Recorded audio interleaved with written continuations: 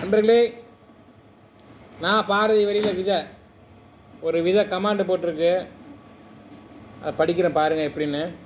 கண் வர தெரியாது, நான் எப்படி ஒரே டீப்லைட் வெளிச்சமாக இருக்குது. சரி, எப்படியா எழுத்துக்கூட்டி படிச்சிடுறேன்.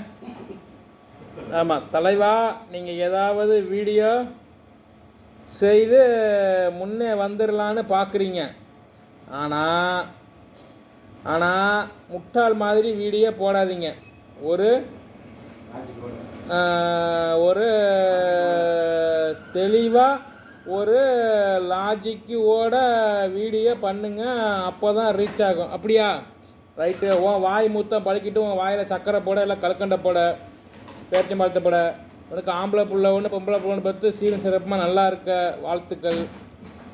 ஏதோ வடிவேலு சார் மாதிரி போவாட்டி போனாலும், சூரி சார் மாதிரி ஹீரோவாக வாட்டி போனாலும், ஏதோ ஒரு ஸ்டைல் டேரக்டராக அப்போ எப்போ வந்து ஒரு காமெடியாக வந்துட்டாக்கா போதும். அப்படி நினச்சிதான் வீடியோ நான் போட்டுக்கிட்டு இருக்கிறேன். எப்படியாச்சும் சினிமாவுக்கு போயிடலான்னு. அப்படி போயிட்டு நான் ஒரு பொழுதுமே மறக்க மாட்டேன். வணக்கம். நான் பாரதி வரியில்